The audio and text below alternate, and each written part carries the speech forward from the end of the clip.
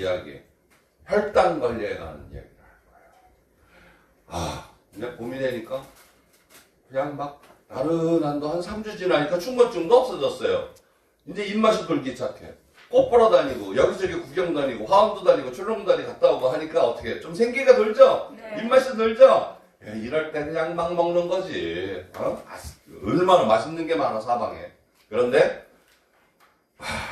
문제가 있어요. 이 성인병, 각종 성인병을 유발시키는 대사증후군은요, 나이가 들면 들수록 위험률이 올라간답니다.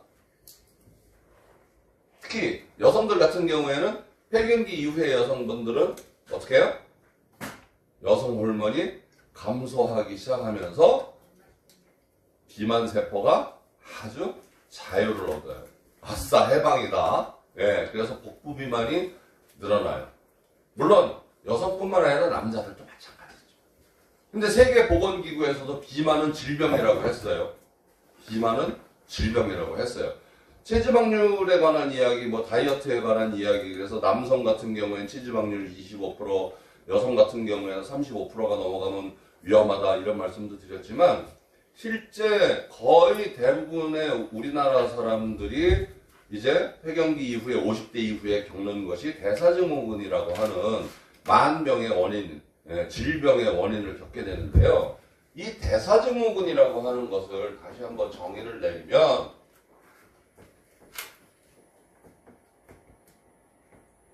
여기서 얘기하는 대사는 우리가 보통 얘기하는 신진대사, 인체대사 이렇게 얘기를 해요. 이 대사라고 하는 것은 생명활동이라고 했어요. 인체의 뭐예요? 생명 유지 활동입니다.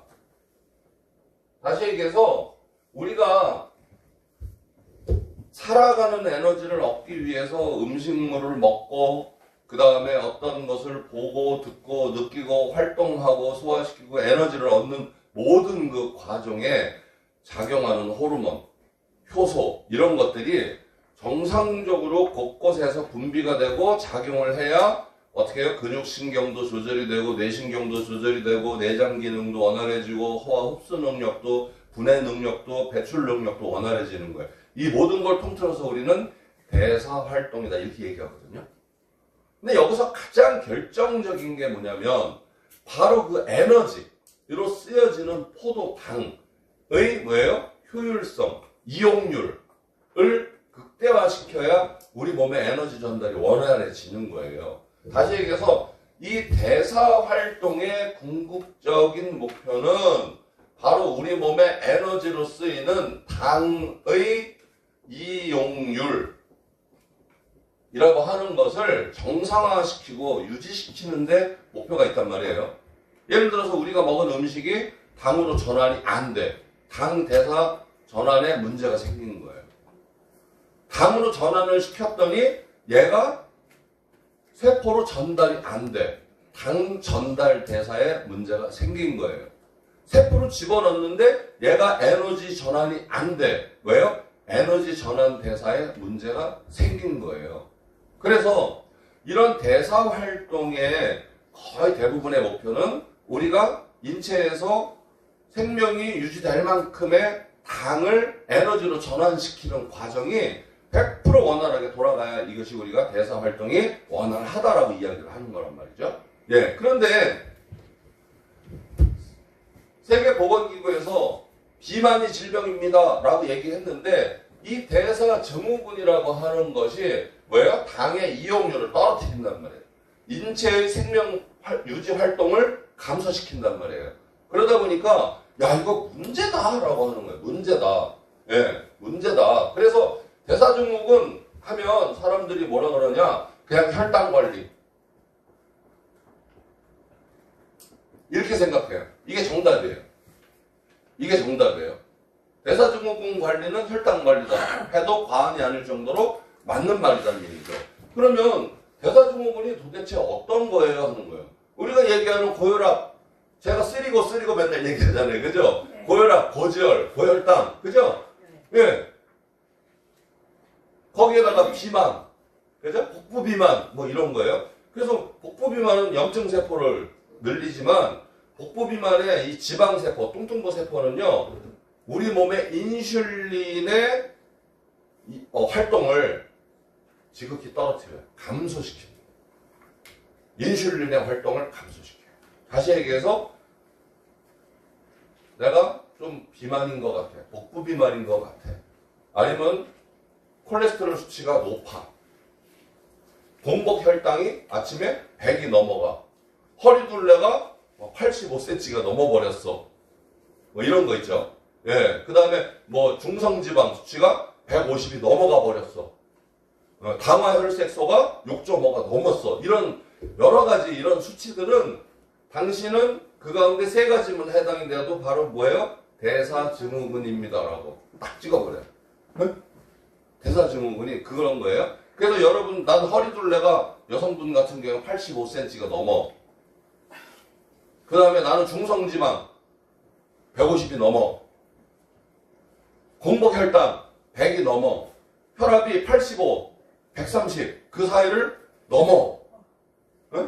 그 가운데 세 가지만 해당돼도 나는 대사증후군이야. 멀쩡한 사람이 아니었어요. 난 병이 있는 사람이 되는 거지. 그런데 얘가 진짜 무서운 게 뭐냐면 췌장의 기능 가운데에서 인슐린이라고 하는 것을 배출하잖아요. 이 인슐린이 문제예요. 인슐린은 췌장에서 만들어지는 호르몬이거든요. 췌장에서 생산이 돼서 배출이 되는 호르몬이에요. 이 인슐린은 뭐 하는 애일까요? 역할이 뭘까요? 포도당을 운반하고 세포가 흡수할 수 있도록 하는 역할이에요. 다시 얘기해서 택배 기사하고 똑같아. 네? 얘네들이 일을 멈추면 당이 전달이 안 돼요. 매일 실시간으로 당을 전달을 해줘야 돼. 그런데 인슐린이 움직이질 않아. 이런 거를 인슐린 저항성 이렇게 얘기해요.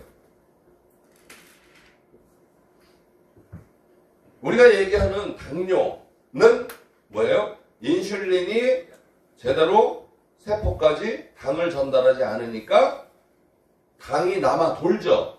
남는 당은 어디로 가요? 혈액 속을 떠돌아다니다가 신장을 거쳐서 소변으로 나가요.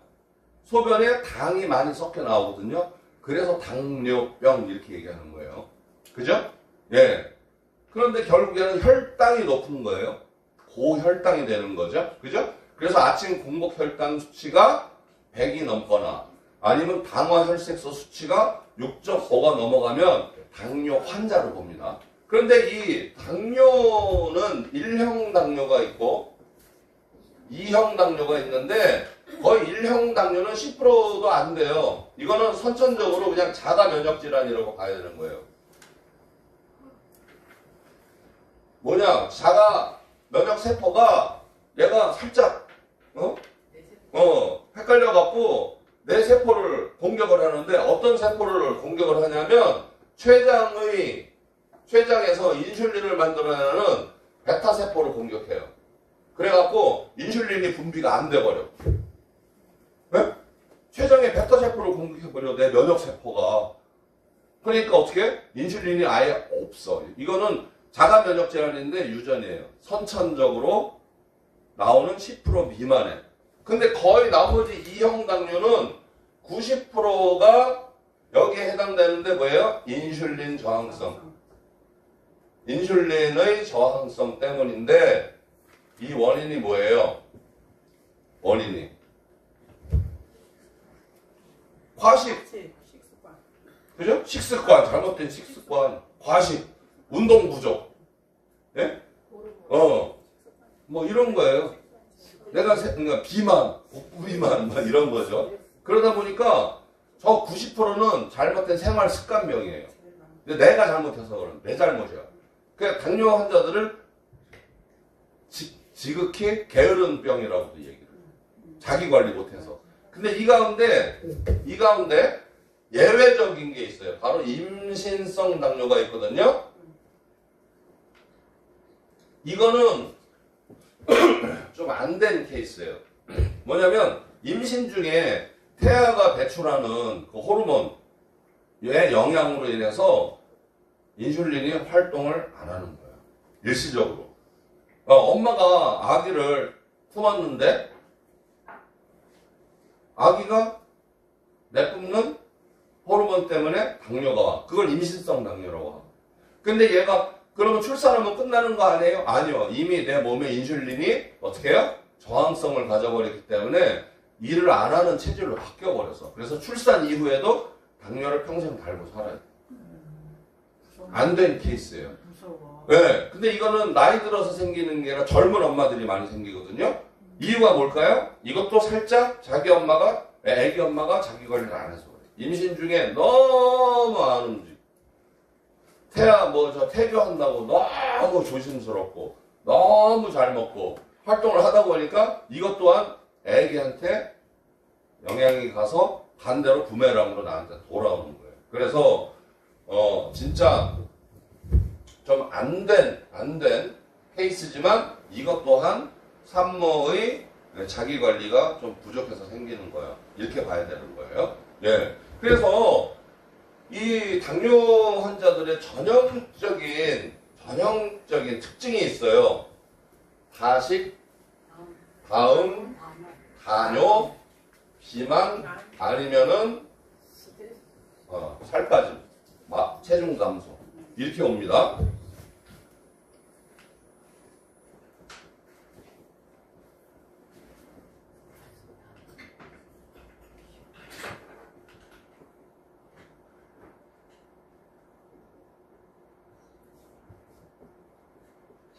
이게 특징이에요. 그래서 동의보감에서는 당뇨병을 소갈증이라고 불렀어. 소갈증. 네? 소갈증. 당뇨병. 뭐예요? 갈증이 많이 오잖아요. 네, 계속 물을 마시거든요. 그런데 여러분 물을 많이 마신다라는 것은 체내에 인슐린이 저항성을 갖잖아요. 그러면은 염분이 올라가요. 네, 당 이용률이 떨어지면 체내에 염분이 올라가요. 그럼 농도가 짙어지죠? 거기다가 혈당이 또 올라가요. 그러니까 피 농도가 끈적끈적해지잖아요. 계속 물을 먹어. 계속 물을 먹어. 물을 달고 살아. 그래서 소갈증, 갈증이 엄청 많이 나는데 어디서? 여기에서. 그래서 갈증을 동의보감에서는 소갈증이다 얘기해서 그거를 우리가 현대에서 얘기하는 당뇨병으로 보는 거예요. 당뇨 증세로. 예. 그래서 당뇨 환자들의 특징이 물을 많이 먹어요. 그러다 보니까 물을 많이 먹으면 거꾸로 어떻게 돼요? 혈액 농도가 희석이 되겠지, 일시적으로. 혈액 농도가 희석이 된다는 거는 혈중에서 공급돼야 될 에너지 농도가 흐려져요. 산소 농도도 흐려지고, 그죠? 네, 에너지 농도도 흐려지고, 그러니까 어떻게 피를 더 빨리 돌려야 되잖아. 그러니까 심장에 무리가 간다. 그래서 고혈압이 와버려요. 그래서 다음은 고혈압을 불러일으켜요. 네. 그다음에 이용률이 떨어지잖아요.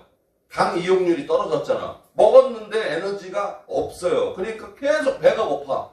그죠? 계속 배가 고파. 그래서 계속 먹어. 그래서 다 식을 하게 되는 거예요. 예. 그렇게 되면 어떻게 돼요? 콜레스테롤, 중성지방 막 수치 올라가겠죠. 그죠? 예. 그래서 고지혈 와버리고, 기본적으로. 그죠? 예. 그냥 비만 와버리고, 이렇게 되는 거예요. 그 다음에 다뇨. 계속 소변을 본단 말이에요. 물 많이 먹었으니까 소변이 많이 나오겠죠. 그러다 보니까 신장, 부담 가고, 방광, 그 다음에 요도, 다 망가져버려요. 그러니까 당뇨 환자들이 이것뿐만 아니라, 이제 혈액이 끈적끈적하니까 모세혈관 다 막혀버리죠. 미세혈관들 다 고장나죠. 그러니까 당뇨성 망막 변성증 와버려요. 네? 황반 변성 와버려요. 눈 고장나요. 치매 옵니다. 거기다가 말초신경 혈액순환 안 되니까 어떻게 이제 괴사가 오기 시작해요. 그래갖고 발끝, 손끝 다 잘라냅니다. 신장 망가지니까 어떻게 돼? 투석해야 됩니다. 아주 저주도 이런 저주가 없을 정도로 온몸 구석구석이 다 망가져요. 다 망가져. 왜? 이 혈당이 끈적끈적한 피가 돌아다니면서 온몸 구석구석을 다 틀어막아버려. 정서성이 무너져 내리는데 나중에는 치매까지 와버려요. 식구도 못 알아봐요. 근데 움직이지도 못해. 일어나 걷지도 못해 이제. 눈도 안 보여. 치매가 와서 어떡할 거야? 가족에게 이런 저주도 없어요. 이게 무서운 당뇨병은 나뿐만 아니라 온 가족까지 괴롭혀요. 왜? 내가 그랬다는 건, 후천적으로 내가 당뇨가 생겼다는 건 우리 집안 식생활이 그렇다는 거예요. 특히 엄마가 당뇨가 왔다는 건 아이들에게도 물려줄 수 있다는 얘기예요. 그러니까 내가 건강하지 못하면 우리 식구들이 다 고장날 수 있다는 뜻이에요. 그렇기 때문에 이거는 정말 병 중에서도 온 가족을 다 망가뜨려요. 거기다가 한 가족이 아파요. 그럼 어떻게 돼요? 온 가족이 아파요. 온 가족이 힘들어요. 거기다가 투석 환자가 있는 집은 잠시도 눈을 못 뗍니다. 언제 어떻게 될지 몰라요. 그런데 이 당뇨로 인한 급성 후유증은 더 무서워요. 김수미 씨. 그죠? 네, 그게 바로 급성 당뇨 후유증이에요. 뭐예요? 고혈당 쇼크. 저혈당 쇼크도 있어요. 근데 고혈당 쇼크도 있어요. 혈당이 확 올라가면서 어떻게 돼요? 다 막 틀어 막아버려요. 급성 심장마비 와버립니다. 네, 급성 심부전 와버립니다. 저혈당 쇼크? 저혈당 쇼크는요, 온몸에 에너지가 다 빠진 거예요. 다시 얘기해서 대사가 그냥 스위치가 딱 꺼지는 거예요. 우리 사무실에 저 뒤에 두꺼비 좀 내려버리면 모든 게 다 끝나듯이, 네, 저혈당 쇼크는요, 급성으로 와요. 급성으로. 사탕 한 개를 못 먹어서 쓰러져 죽은 친구가 있어요. 제 친구 하나가 그랬어요. 마른 당뇨, 빼짝 말랐어. 왜? 에너지 공급이 안 되니까, 뭘 먹어도 에너지 공급이 안 되니까 새카매갖고 빼짝 말랐는데, 건설회사 사장이었거든요. 새벽에 도로공사 긴급 보수공사 나간다고 현장에 나갔다가 그 자리에서 퍽 쓰러져서 죽어버렸어요. 저혈당 쇼크로. 아주 무서워요. 네, 아주 무서워요. 네. 그래서 이 사실은 당뇨를 우리가 우습게 하는데, 이게 자칫 골든타임, 요거를 케어해야 될 수 있는 골든타임을 놓치잖아요. 그럼 아주 무서운 질병으로, 저주로 전환될 수 있는 게 당뇨예요. 그래서 이거는 혈당 관리를 정말 잘 해야 되는데, 여기에서 하루 매일매일 우리가 관리해야 되는 게 바로 혈당 체크 하는 거거든요. 그래서 매일매일 공복 혈당 체크 하잖아요. 근데 왜 어떻게 매일 내가 당뇨 환자도 아닌데 내 상태를 체크하기 위해서 맨날 이 바늘로 여기를 찔러. 차라리 그냥 어디 부러지거나 찢어지거나 이건 괜찮은데 난 바늘은 무섭더라.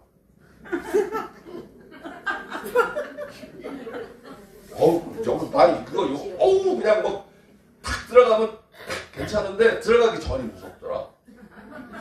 난 세상에서 제일 무서운 사람이 간호사예요. 궁뎅이 주사 놓을 때. 그냥 빨리 찌르던가, 얘를 찌르지도 않고 알코올로 문질러갖고 궁뎅이를 확 두드리면 이게 언제 들어올지 긴장이 돼. 부신을 많이 맞아보셨네.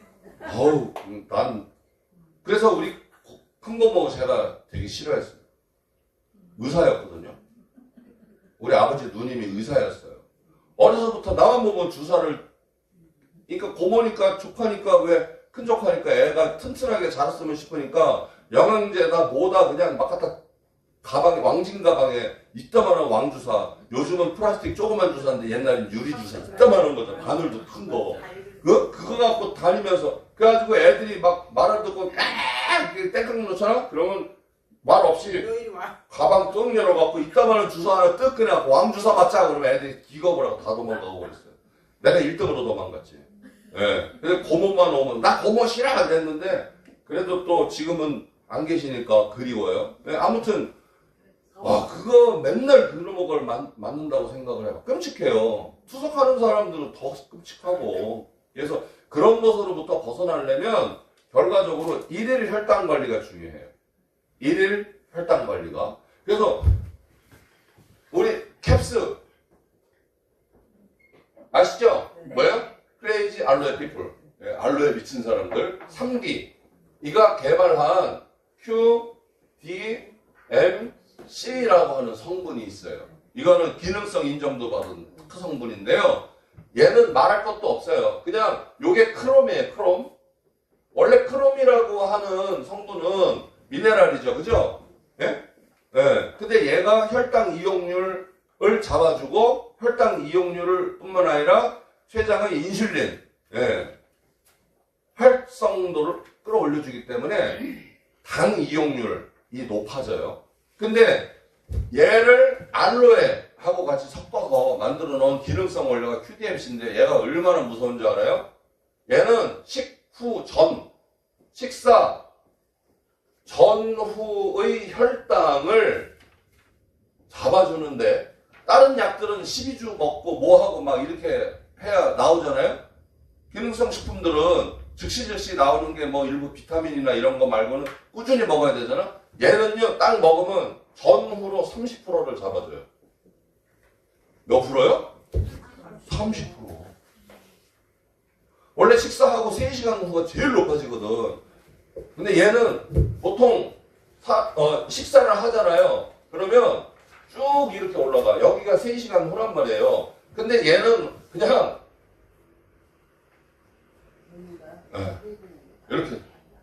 이렇게 유지가 돼요. 혈당이 거의 상승을 안 해요. 이런 식으로 올라가요. 그래서 이거는 그냥 진짜 기적의 원료라고 봐야 돼요.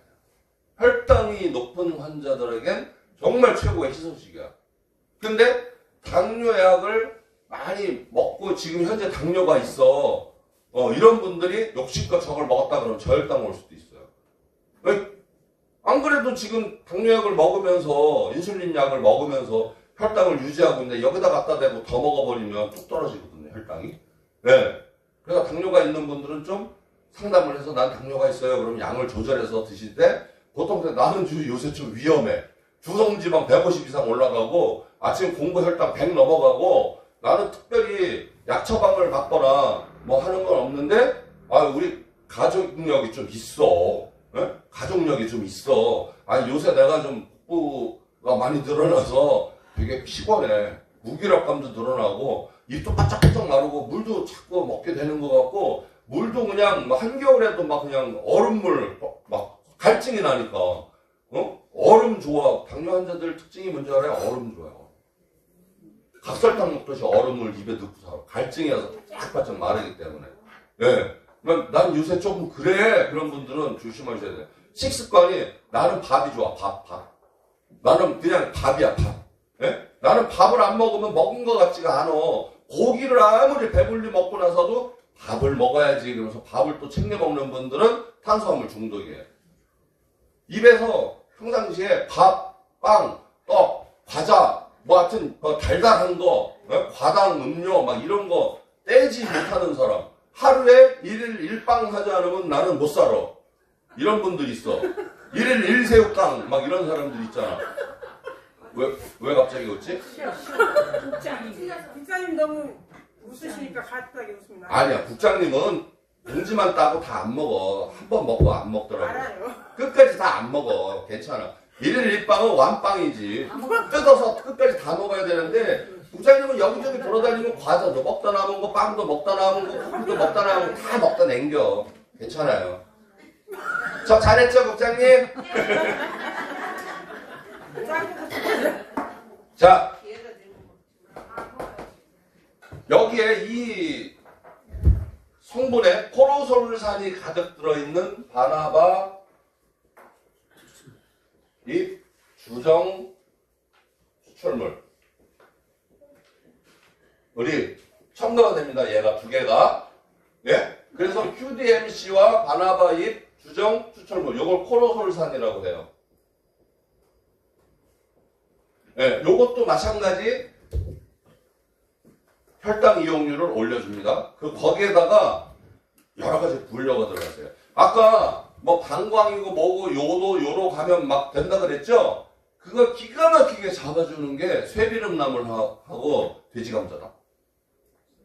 쇠비름나물하고 돼지감자? 그러니까 한방에서는 쇠비름나물을 말려서 가루로 내서 하면 요로 가면 요도염, 특히 방광염 이런데 그 다음에 특히 애들 열 나는 데 있잖아요. 해열제로도 많이 쓰이고요. 소염 항생제로도 많이 쓰였어요. 민간에서는. 쇠비름나물 왜 담 밑에 햇빛 드는데 보면 막 이렇게 하고 막 자라잖아요. 그거만 발로 막 그냥 밟고 다니고 그랬는데 그게 한약재로서는 항생, 해열, 소염, 진통제로 많이 쓰였어요.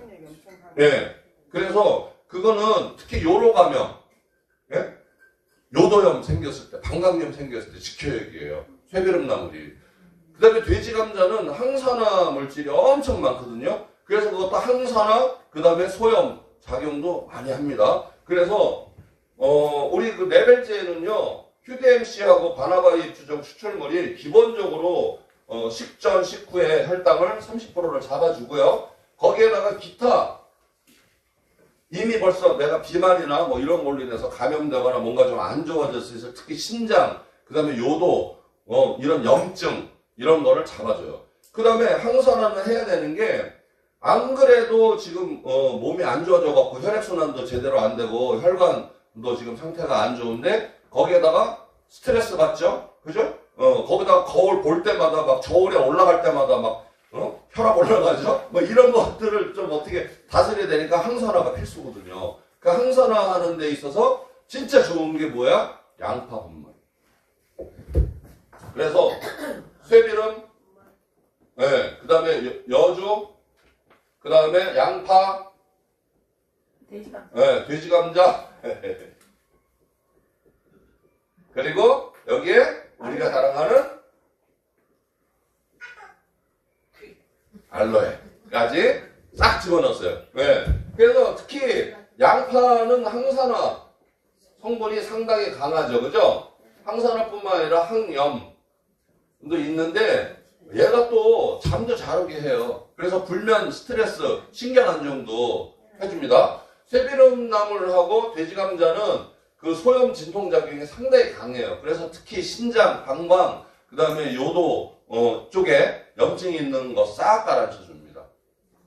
네, 이해되셨죠? 예, 그 다음에 여주, 이것도 동의보감에 여주 발효 추출물이에요. 그냥 생 여주가 아니고 여주를 발효해서 거기에서 뽑아낸 물질이 이게 뭐예요? 혈당 수치를 낮춰주면서 췌장 기능을 활성화시킵니다. 췌장.